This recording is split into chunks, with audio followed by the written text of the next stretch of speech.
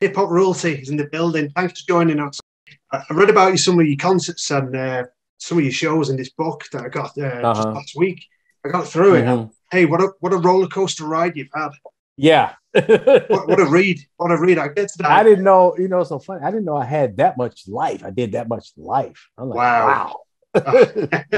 Hey, I tell you what, though, I was very invested, and it felt like I was actually there at some of your shows, and some of the stories you got to tell in this book, it's absolutely amazing. But so funny. I never read a novel or anything like that before. Really? Never. Wow. At all. Just school, regular school books. But how many read school books? You just go there and get your answer and get out of it. Oh, exactly. But I want to take it right back from take it back to the World Class Wrecking Crew days. You started at a club called the Eve After Dark Club. Yep. That was the beginning. Trying to get my volume up. Yeah. That was the beginning, because I was a DJ before Dre even was around. So I was already a DJ in the club Eve After Dark every Friday, Saturday, sometimes Sunday, for a couple of years before Dre even came around. And then when Dre came around, we became, great friends, like brothers. We just clicked instantly. And then that was the start. We started doing mixtapes and bootleg record, just little stuff by little mixes for the radio stations. Then we finally started doing music. Wow. What would your sets like back then? I mean, when you just explained then, when you was DJing before Dre come along, what would your sets like back then when in the club at night time? And I heard some crazy stories in the book. What was it like back then? It was, so funny. In the Wrecking Crew days, when we were just DJs, we felt more like stars then. Sure. Because we just every Friday and Saturday night, and we was like the hottest teenage club back then. So it felt more like somebody. Once we started doing music, it was more music and work and this and that. But the DJing was fun. That was cool. It was a lot more. I listened, I've been a hip hop fan all my life, and when I was listening to the Wrecking Crew, it was always more, how to say, electronic. Back then, it was more electronic sounds, and you had samples from the 60s and 70s. It's amazing to listen to now. Going back on the history, you was the pioneers of hip hop. Yeah, I mean, at least West Coast hip hop. Because New York, that was already there. Sure. But we just, man, I mean, electronic, wow. That was a totally different era, but it was fun. Sure. When we did it. It was just fun. We, listened to like Kraftwerk and stuff like that, then Soul Sonic Force, and then that was it. That's all. It wasn't very much hip hop. Sure. In them days, wasn't very much. So we just took the sound and just made it our own. Sure. Now, back in them days at the club, I heard Run DMT come over to the West Coast for the first time. He visited your club.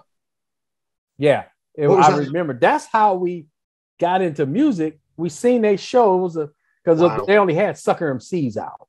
Sure. So they had a 10-minute show, and me and Dre, I remember we were sitting on the sides near the stage or something, and we looked at him like, "That's it." I mean, that's how you do music? That was it. That was the start of us right there.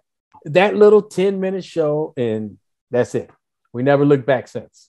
Wow. I read in the book there, you've got a little piece about, Jam Master Jay. You were speaking to Jam Master Jay just after that concert. What did he say? Did you get any advice from him, or did you get any pointers, or did you learn anything from his kind of DJing? Him was more just talking and hanging out. But from Curtis Blow's DJ, Davey D, that's who showed me how to scratch. I think Curtis Blow had came maybe a year before him, or 2 years or something like that. It was a while before Run DMC came. Sure. Yeah, because Dre wasn't even there when Davey D came with Curtis Blow. And he showed me the scratching. That was the first time I ever seen live scratching. Sure. I heard the song Grandmaster Flash on the Wheels of Steel, The Venture, that one, but I'd never seen it live. And Davey D, he showed me. before the show, earlier in the day doing sound check, he showed me take off the rubber mats, put a little wax paper, put a little penny or a little weight on the needles, and he showed me right then. Wow. And that's how like the classic hip hop, West Coast hip hop sound got started, eh? It's amazing. It's amazing to hear. So back in the early days when you just touched on it just before, you got a great connection with Dr. Dre. And I read in the book, you call yourself the dynamic duo. How do you reckon your friendship come together, and how can you explain how you hit it off together, or do you just together?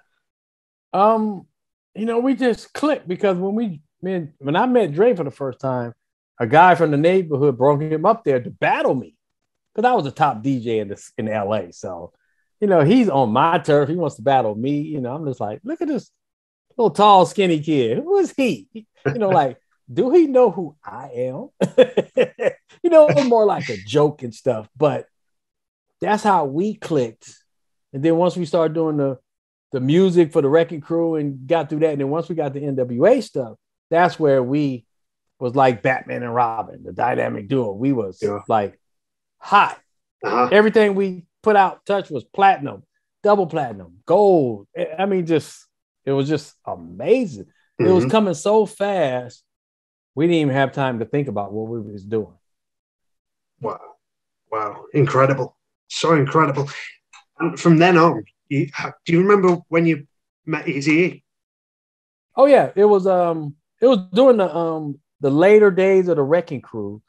Dre brung him around. I remember meeting him. And I used to get free guest clothes from a girl at the store. I don't know why. She just gave me free stacks of free clothes. So I ended up start selling it to E. He liked guests, so he was my best customer. So that's how we became friends. Wow. Eazy-E with the designer clothes, eh? Oh yeah.